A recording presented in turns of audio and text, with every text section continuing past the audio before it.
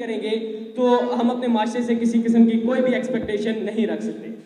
اور اس کے ساتھ ساتھ دوسری بات، اگر ہم ہو بھی جائیں، یعنی ہم اس کام کی طرف چلے بھی جائیں، تو اقبال لکھتے ہیں کہ متحد ہو تو بدل ڈالو نظام گلشن، متحد ہو تو بدل ڈالو نظام گلشن، منتشر ہو تو مرو شور مچاتے کیوں ہو.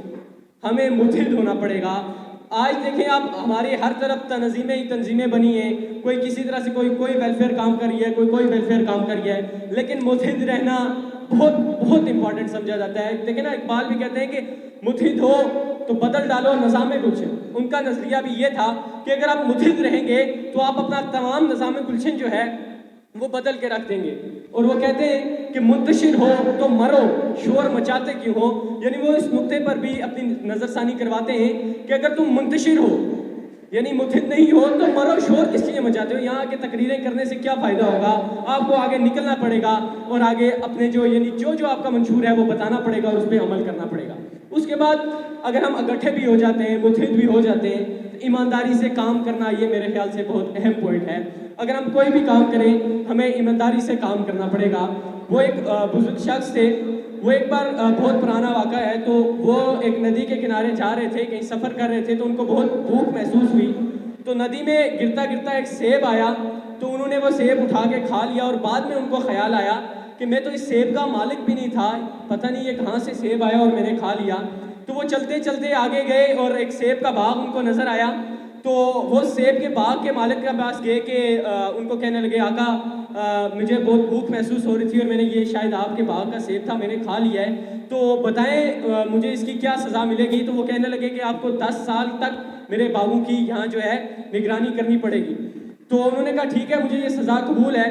تو 10 سال مکمل ہو گئے. شارٹ سا میں آپ کو شارٹ سیٹ بتا رہا ہوں.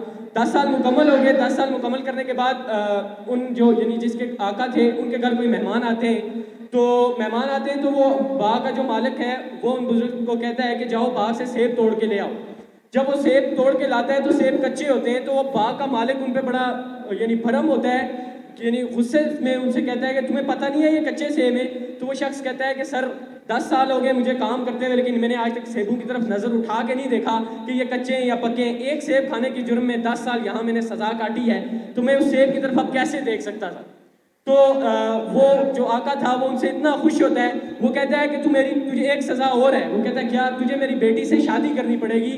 وہ آنکھوں سے اندھی ہے، گونگی ہے، بہری ہے، چل پھر نہیں سکتی. تو وہ کہتے ہیں سر قبول ہے مجھے، جہاں میں نے اتنی سزا برداشت کر لی ہے تو یہ بھی میں برداشت کر لوں گا. تو جب وہ نکاح ان کا ہو جاتا ہے، وہ ایک کمرے میں جاتے ہیں. جب وہ دیکھتے ہیں کہ ایک دوشیزہ ان کی منتظر ہوتی ہے، جب وہ دیکھتے ہیں وہ تو دیکھ بھی سکتی ہے، چل بھی سکتی ہے، بول بھی سکتی ہے، وہ بھاگ کے اس کمرے سے باہر نکلتے ہیں. کہتے ہیں 10 سال سے ایک سیب کھانے کی سزا کاٹ رہا ہوں، کہیں اس کی سزا میں ساری زندگی نہ بھگتنا پڑی. باہر جا کے وہ ان سے کہتے ہیں مالک آپ نے مجھے غلط کمرے میں بھیج دیا. کہتے ہیں وہ غلط کمرہ نہیں ہے، وہ اندھی اس طرح ہے کہ آج تک اس نے اپنی آنکھوں سے نامحرم کو نہیں دیکھا. وہ گونگی ایسے ہے کہ اس نے آج تک اپنے کانوں سے نامحرم کی آواز نہیں سنی. بالکل تم ٹھیک کمرے میں گئے ہو. اور جب کچھ عرصے بعد ان سے ایک اولاد پیدا ہوتی ہے اور وہ اولاد ہوتی ہے شیخ عبد القادر جیلانی.